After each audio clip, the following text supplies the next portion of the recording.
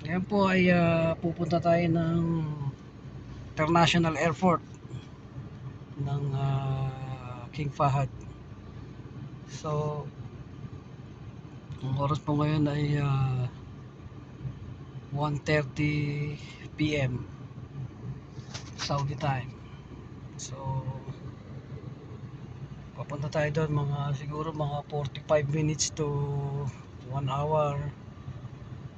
Depende po sa traffic or depende po sa highway. So, punta tayo ngayon at ihahatid natin yung ating kaibigan sa airport. Kaya, stay tuned. So, yun po. Kailangan mag-seatbelt para sa safety biyahe.